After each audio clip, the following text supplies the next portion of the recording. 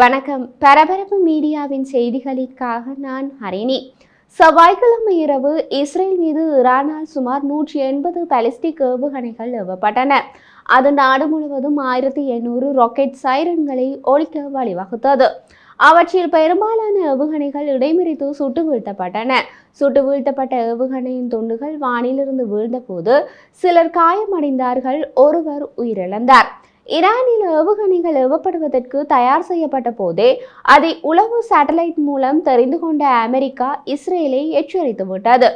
அந்த எச்சரிக்கை காரணமாக பொதுமக்கள் பாதுகாப்பான இடங்களுக்குள் அனுப்பப்பட்டு விட்டார்கள். எச்சரிக்கை வெளியிடப்பட்டு 35 நிமிடங்களின் பின்னரே ஏவுகணைகள் ஏவப்பட்டன. அதனால் பொதுமக்கள் பாதுகாப்பான இடங்களுக்கு செல்ல போதிய கால அவகாசம் இருந்தது. தாக்குதலை தொடர்ந்து செவ்வாய் இரவு இஸ்ரேலிய ஊடகங்களுக்கு வழங்கிய அறிக்கையில், தாக்குதல் நடத்திய நாடு மத்திய கிழக்கில் எங்கே இருந்தாலும் அதை பலமாக தாக்குவோம் என்று IDF உறுதியளித்தது. காசாவை சேர்ந்த பாலஸ்தீனிய தொழிலாளி ஒருவர் மேற்கு கரையில் உள்ள ஜெரிகோ நகரில் வீழ்ந்த சுடப்பட்ட ஏவுகணைகளின் துண்டுகளின் விளைவாக கொல்லப்பட்டதாக இஸ்ரேலிய ஊடகங்கள் தெரிவிக்கின்றன. இப்போது வரை வெளியான தகவல்களின்படி ஈரானிய தாக்குதல்களில் கொல்லப்பட்டவர் அந்த ஒரு நபர் மட்டுமே. அமெரிக்காவின் தேசிய பாதுகாப்பு ஆலோசகர் ஜேக் சுலைவன் கூறிய போது, மேற்கு கரையில் பாலஸ்தீன குடிமகன் கொல்லப்பட்டதாக அறிவிக்கப்பட்டதை நிர்வாகம் கண்காணித்து வருகிறது. மேகன் டேவிட் அடோமின் தலைமை நிர்வாக அதிகாரி எலிபின் வடக்கு டெல்லவிவ் நகரில் ஜார்ஜ் வைஸ் தெருவில் உள்ள ஒரு கட்டிடம் நேரடியாக தாக்கப்பட்டதாக அறிவித்தார். டெல்லவிவில் சுடப்பட்ட ஏவுகணைகளின் துண்டுகள் வீழ்ந்து 3 பேர் காயமடைந்ததை MDA உறுதிப்படுத்தியது. மாலிவின் கூற்றுப்படி தாக்குதல் டெல்ஷவாவில் உள்ள ஒரு வீட்டையும் தாக்கியது. மேலும் இஸ்ரேலிய ஊடகங்களின்படி கெடராவில் உள்ள ஒரு சபாத் பள்ளி நேரடியாக தாக்கப்பட்டது. அதன் விளைவாக ஒரு பள்ளம் மற்றும் உள்கட்டமைப்புக்கு சேதம் ஏற்பட்டது. இஸ்ரேலிய நகரங்களான டெல்ஹவிவ், டிமோனா, நபாட்டிம், ஹொரா, ஹோட் ஹஷரோன், பீர்ஷெபா மற்றும் ரிஷோன் லெசியன் ஆகிய இடங்களில் சுடப்பட்ட ஏவுகணைகளின் துண்டுகள் பல வீழ்ந்தது பதிவு செய்யப்பட்டுள்ளன. சிரியா மீது பறந்த டசின் கணக்கான ஏவுகணைகளை இஸ்ரேலிய வான் பாதுகாப்பு படையினர் சுட்டு வீழ்த்தியதாக சிறிய இராணுவ வட்டாரங்கள் ராய்டர்ஸிடம் தெரிவித்தன.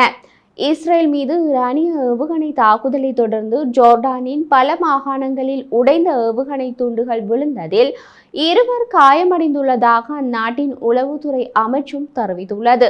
ஜோர்டான் தலைநகரம் அமான், பால்கா, சர்கா, மடாபா மற்றும் கராக் உள்ளிட்ட பல்வேறு மாகாணங்களில் குடிமக்களால் ஏவுகணைகளின் உடைந்த சிறு துண்டுகள் எடுக்கப்பட்டதாக அமைச்சகம் தெரிவித்துள்ளது. சிரியாவில் உடைந்த ஏவுகணை துண்டுகள் வீழ்ந்து சிலர் காயமடைந்தார்கள் என்று சிரிய அரசு ஊடகம் சானா தெரிவித்துள்ளது. ஈரானில் இருந்து ஏவுகணைகள் இஸ்ரேலை நோக்கி ஏவப்பட்டால் அவை வேறு நாடுகளின் வான்பகுதியில் பறந்தே இஸ்ரேலை சென்றடைய முடியும். ஈரானிய ஏவுகணைகள் இஸ்ரேலுக்கு போவதற்கு சிரியா, ஈராக், ஜோர்டான் அல்லது சவுதி அரேபியாவுக்கு மேலாக பறக்க வேண்டும். கேயின் தொலைக்காட்சியின் காணொலி காட்சிகள் கடலில் இடைமறிப்பு ஏவுகணைகள் மற்றும் ஈரானிய ஏவுகணைகளின் துண்டுகள் விழுவதை காட்டியது. பென் குரியன் விமான நிலையம் அனைத்து தரையிறங்களுக்கும் புறப்படுதல்களுக்கும் நிறுத்தப்பட்டதாக அறிவித்தது. மேலும் அனைத்து ரயில்களும் நிறுத்தப்பட்டன. தரையிறங்குவதற்கு வானில் இருந்த விமானங்கள் இஸ்ரேலிய வான்பகுதிக்கு வெளியே அனுப்பப்பட்டன. செவ்வாய்க்கிழமை மாலை விமான நிலைய செயற்பாடுகள் மீண்டும் தொடங்கப்பட்டன. ஜோர்டான் மற்றும் ஈராக் ஆகிய நாடுகளும் தங்கள் வான்வழியை மூடியுள்ளன. பீர்ஷெபாவில் ராக்கெட் வீழ்ந்ததை தொடர்ந்து தெற்கு இஸ்ரேலின் சில பகுதிகளில் மின்சார உள்கட்டமைப்புக்கு சேதம் ஏற்பட்டதாக இஸ்ரேல் எலக்ட்ரிக் நிறுவனம் செவ்வாய் இரவு தெரிவித்துள்ளது. ஏவுகணை வெடிப்பை தொடர்ந்து தங்கள் பகுதியில் மின்சாரம் துண்டிக்கப்பட்டதாக பிணை அடரோட்டின் குடியிருப்பாளர்கள் தெரிவித்தனர். தொழில்நுட்ப வல்லுநர்கள் குழு சம்பவ இடத்திற்கு வந்து தாக்குதலால் ஏற்பட்ட சேதங்களை சரி செய்தது. ஈரானின் இஸ்லாமிய புரட்சிகர காவலர் படைப்பிரிவு IRGC தாக்குதல் பற்றி கூறிய போது, கடந்த வெள்ளிக்கிழமை கொல்லப்பட்ட ஹெஸ்போல்லாவின் பொதுச் செயலாளர் அசன் நஸ்ரெல்லா, அவரோடு கொல்லப்பட்ட ஈரானிய மூத்த தளபதி மற்றும் 2 மாதங்களுக்கு முன் கொல்லப்பட்ட ஹமாஸின் தலைவர் இஸ்மாயில் ஹனியா ஆகிய 3 படுகொலைகளுக்கு பதிலடி கொடுப்பதற்காக இந்த தாக்குதல் நடத்தப்பட்டதாக அறிவித்தனர். ஈரானால் வளர்க்கப்பட்ட ஹமாஸ் மற்றும் ஹெஸ்போல்லாவின் தலைவர்கள் இஸ்ரேலிய தாக்குதலில் கொல்லப்பட்டார்கள். இவர்களில் ஹமாஸின் தலைவர் ஈரானிய தலைநகர் டெஹ்ரானில் IRGCயின் பாதுகாப்பில் இருந்த போதே கொல்லப்பட்டார். அதற்கு ஈரான் கொடுத்த பதிலடியில் மேற்கு கரையில் ஒரு பாலஸ்தீனியர் கொல்லப்பட்டுள்ளார்.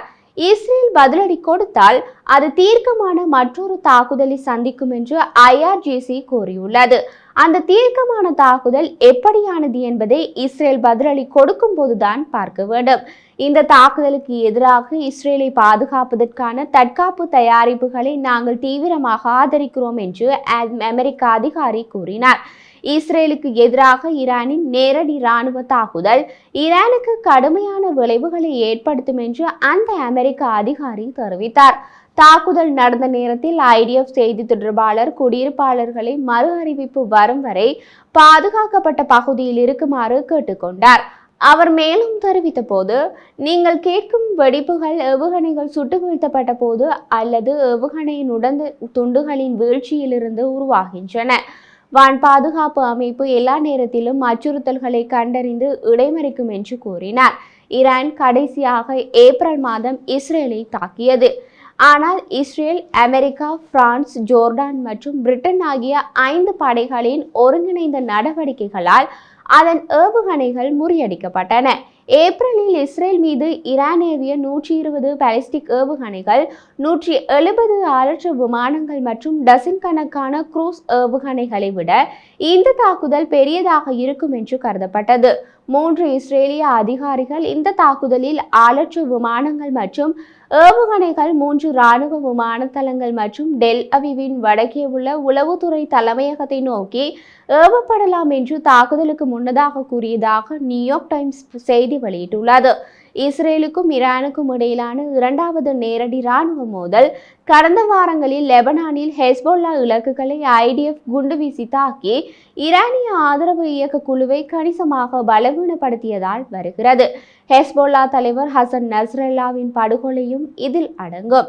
ஈரானிய தாக்குதல் நடந்து சிறிது நேரத்துக்கு பின்னர் டெல்ஹவிவ் பகுதிக்கு எதிராக ஹெஸ்போல்லாவால் ஏவப்பட்ட நீண்ட தூர ராக்கெட்டை சுட்டு வீழ்த்தியதாக IDF கூறியது.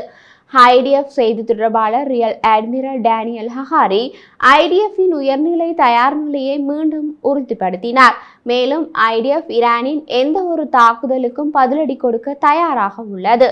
அமெரிக்க மத்திய கட்டளை தளம் சென்கோமில் உள்ள எங்கள் அமெரிக்க கூட்டாளர்கள் எங்களுடன் தயாராக உள்ளனர். தாக்குதலையும் எப்படி கையாள்வது என்பது நமக்கு தெரியும். அதற்கு எப்படி பதிலடி கொடுப்பது என்பதும் தெரியும் என்று கூறினார். அமெரிக்க தூதரகம் தாக்குதல்களுக்கு முன் அதன் ஊழியர்களையும் அவர்களது குடும்பத்தினரையும் பாதுகாப்பான இடங்களுக்கு செல்லுமாறு எச்சரித்தது.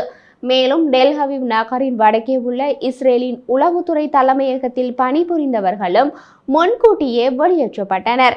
அமெரிக்க ஜனாதிபதி ஜோ பைடன் இஸ்ரேலை நோக்கி ஏவப்படும் ஈரானிய ஏவுகணைகளை சுட்டு வீழ்த்துமாறு தாக்குதலுக்கு முன்பே அமெரிக்க படைகளுக்கு உத்தரவிட்டார். அந்த அளவுக்கு ஈரான் நடத்த போகும் தாக்குதல் ஏவுகணைகள் ஏவப்படுவதற்கு முன்பே அனைத்து தரப்பினருக்கும் திட்டவட்டமாக தெரிந்திருந்தது. ஈரானிய ஏவுகணைகளை சுட்டு வீழ்த்துவதற்காக அமெரிக்கா ஒரு விமானம் தாங்கி போர்க்கப்பலையும் அதன் மேல்தளத்தில் விமானங்களையும் இப்பகுதியில் நிறுத்தியுள்ளது.